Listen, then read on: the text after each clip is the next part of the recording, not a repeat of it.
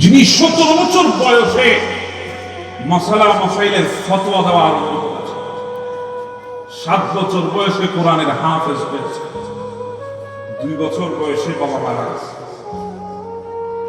মা অনেক কষ্ট করে ইমামে শাফি আলাইহির রহমাকে মানুষ করেছেন, কোরআনের হাফেজ বানিয়েছেন। এত বড় ইমাম, গোটা দুনিয়া তার মাযহাবের অনুসরণ করছে। আর সেই ইমামে শাফি আলাইহির রহমা রাত যখন হতো, মায়ের কদমে এসে তেল বের করে মায়ের কদম মালিশ করতেন। সুবহানাল্লাহ বলবেন না? মায়ের কদম কি করতেন? এখন তো আমাদের টাইম নাই, আমাদের সময় নাই, ব্যবসায়িক চাপ বেশি, চাকরিতে কষ্ট বেশি, অফিসে ঝামেলা বেশি, মা বাবার সাথে কথা বলার সুযোগ নেই। কথা বলেন না? আমি কি ভুল বলতেছি? অনেক সন্তান আছে মাসকে মাস চলে যায়, মা বাবার খোঁজ খবর নেওয়ার মতো টাইম তার থাকে না, আছে না?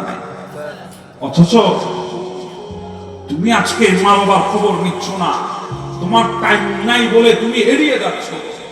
অথচ সে তুমি ঠিকই রাত যখন গভীর হয় ঘরে আসো, একবারের জন্য হলেও তোমার সন্তান, তোমার কন্যা ঘুমে গিয়ে তুমি একবারের জন্য হলেও তাদেরকে দেখে আসো। কথা বলে ঠিক না? তুমি যখন রাতের গভীরে ঘরে ফিরে তোমার সন্তানদেরকে দেখো, তখন কি তোমার একবারও মনে পড়ে না বাবা তো আছে পাশের কামরায়, বাবা তো আছে গ্রামের বাড়িতে, আমার বাবাও তো যখন গভীর রাতে আসতো আমাকে এভাবে দেখতো, একবার কি তোমার মনে পড়ে না? তুমি অকৃতজ্ঞ, তোমার ভেতরে কৃতজ্ঞতা নাই, কারণ তুমি মনে করছো সব এমনি এমনি হয়ে গেছে। না না না না, কুনতা যায়িফা কুনতা সাকিরা, তুমি বড়ই দুর্বল ছিলা, বড়ই ছোট ছিলা, কুনতা জাহেলা, বড়ই অজ্ঞ ছিলা, তোমার জাহালত ছিল, বুঝ জ্ঞান ছিল না। ঠিক ওই মুহূর্তে যেখানে তোমার কোনো সহায় ছিল না, তোমার বাবাই ছিল তোমার সবচাইতে বড় সহায়। কথা বলেন না ভাই? ঠিক নিজের সন্তানদের বেলায় ঠিকই সময় আছে, মা বাবার বেলায় সময়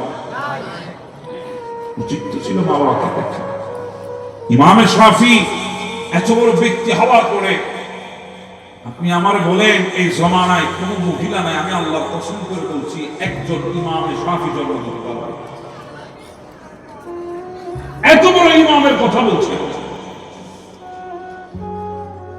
ইনি গভীর রাতে মায়ের কদম ধরে তেল মালিশ করতেন। কদমে কি করতেন? তেল মালিশ করতেন।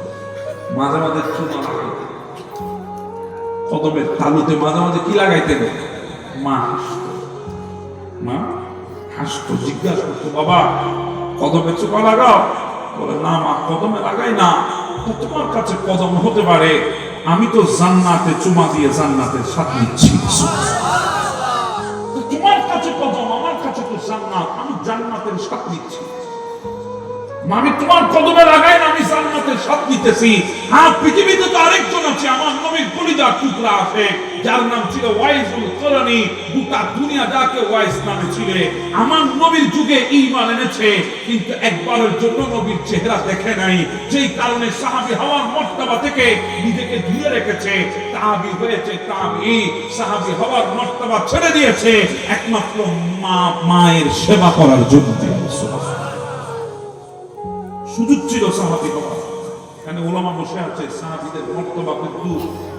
ইনাদের কথা বাদ দেন, ইনারা যে ঘোড়ার সাথে চলেছে, ঘোড়ার উপরে আরোহণ করেছে, ওই ঘোড়ার কদম যে তুলির মধ্যে লেগেছে, একটা বালিকে যদি 70 ভাগ করে ওখান থেকে জররা বের হবে, ওই একটা জররাকে আবার 70 ভাগ করলে কণাতে পরিণত হবে। ওই একটা কণা বরাবর দুনিয়ার কোন ইনসানের মর্যাদা হবে না। এত বড় মকাম আল্লাহ সাহাবীদেরকে দান করেছে। সেই সাহাবী হওয়ার মকাম থেকে নিজেকে দূরে সরিয়ে রেখেছে, কুরবান করে দিয়েছে একমাত্র মায়ের সেবা করার জন্য। এক মায়ের এক সন্তান ছিল, যদি ফেলে চলেই যায় মাকে দেখবে, যায় নাই জিন্দেগি মায়ের কদমে।